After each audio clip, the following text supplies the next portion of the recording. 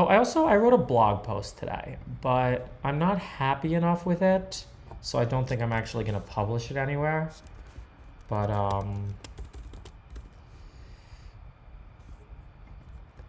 I'll go through it with you guys because it's kind of fun.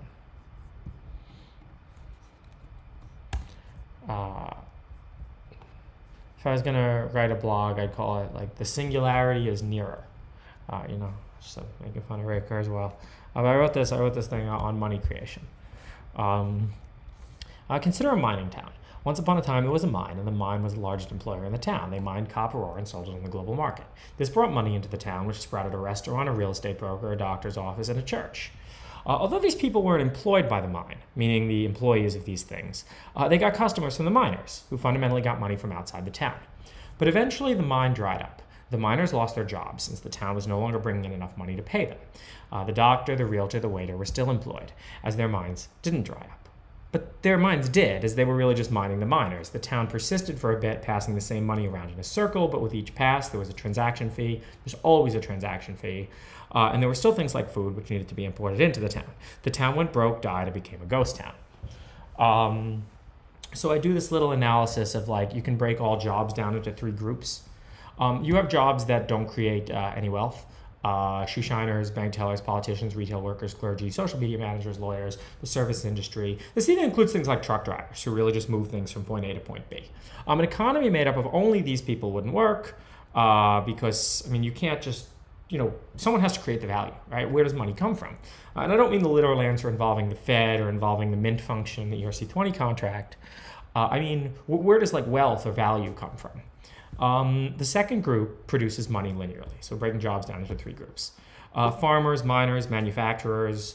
How many widgets did you make? How many bushels of apples did you grow? How many tons of copper ore did you extract?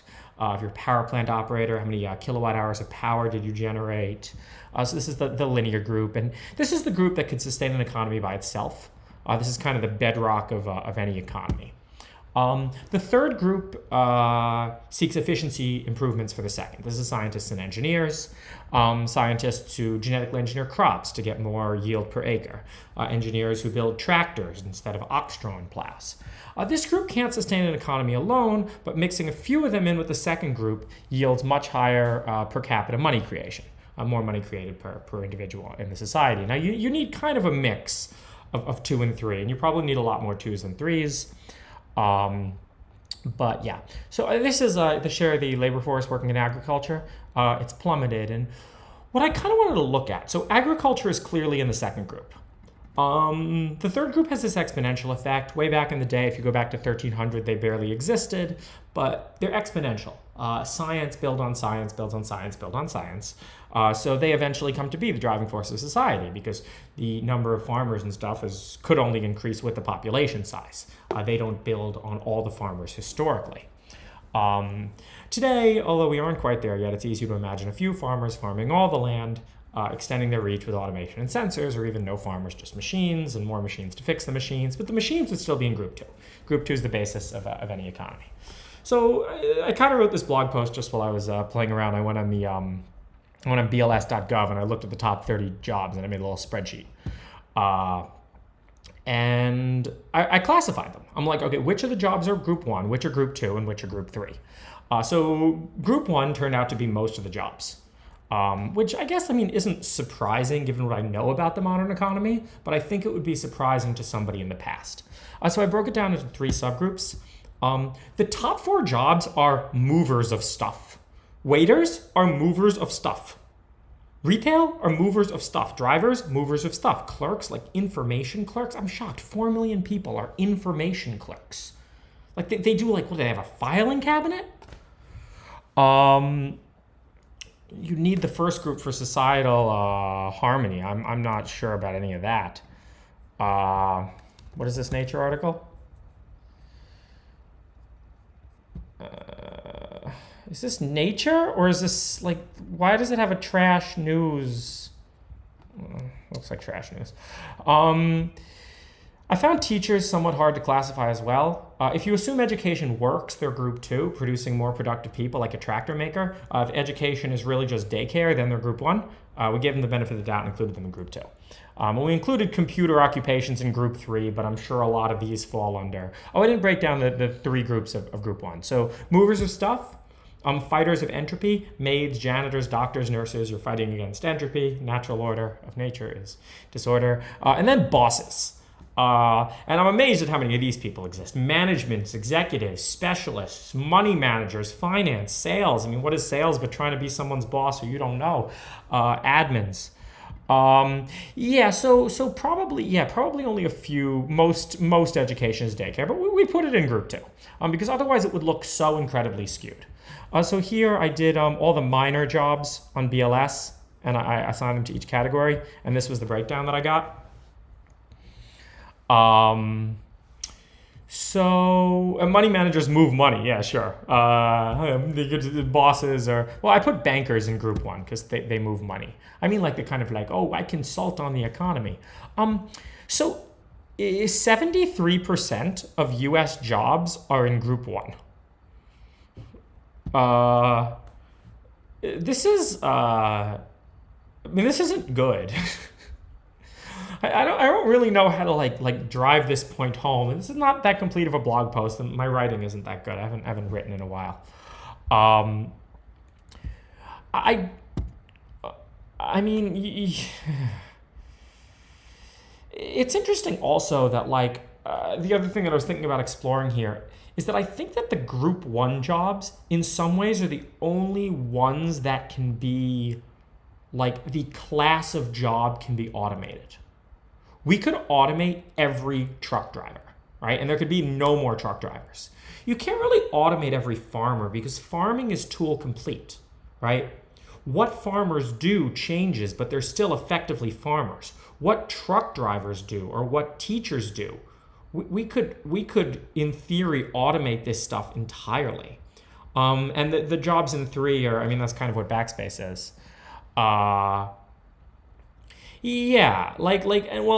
then I think, the movers of stuff, I can respect the movers of stuff and I can respect the fighters of entropy. Here's a whole class of people that I just cannot respect. And this includes politicians, all the bosses, management, executives, specialists, finance. It's all bullshit. I originally called these the 1BS jobs, but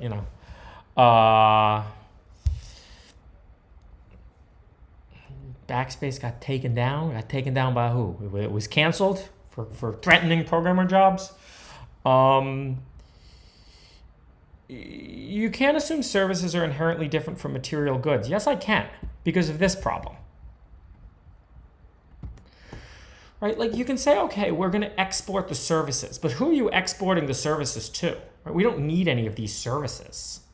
Fundamentally, food and food production is this gets into the philosophy of economics more than anything else, but so that's my blog post. Maybe I'll make a Substack. Should I make a Substack and charge and only give it to subscribers?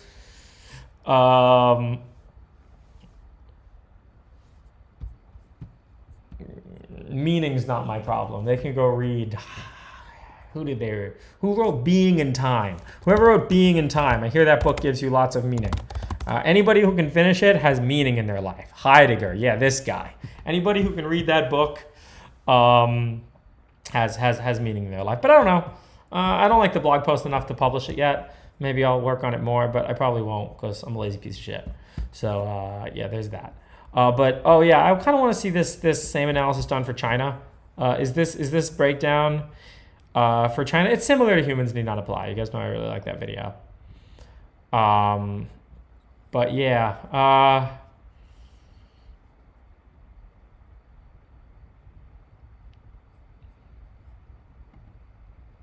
So that's what else I did today. And it's unclear that the movers definitely add some kind of value. And I think there's the I mean, you can even break movers down further into movers that are exploiting, movers that are up against the Pareto optimality of arbitrage and movers that aren't. Like a truck driver or like a freight shipper operator are probably exploiting economic arbitrage opportunities where nobody could argue the same thing for a waiter and a clerk. Nobody could argue that the cost of the hamburger costs much less when it's sitting on top of the little thing, and then when the person brings it out, somehow it increases that much in value, right? It's not an arbitrage opportunity. Versus, you know, for a truck moving food into a city, it may be.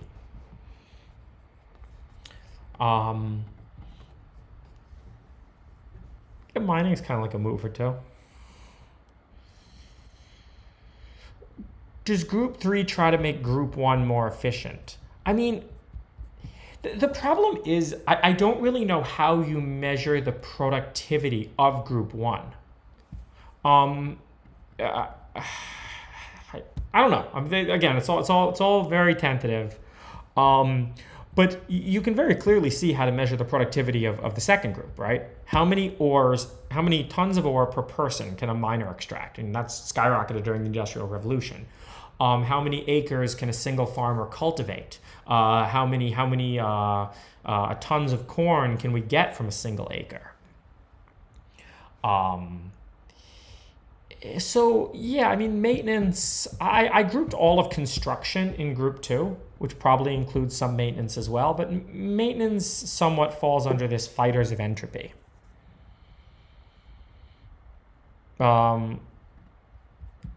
What do I think the optimal ratio is? I don't know. I mean, optimal to what? It probably already kind of is optimal. But I mean, it is optimal under some, I don't know, unless there's some big distortion going on in the economy. But Group 1 jobs have been growing at the expense of Group 2. Group 1 jobs do not contribute to money creation as a whole, and it's concerning to consider what will happen if this trend continues. We cannot have a worldwide economy of Group 1 jobs, as just like the town, the whole world would end up going broke.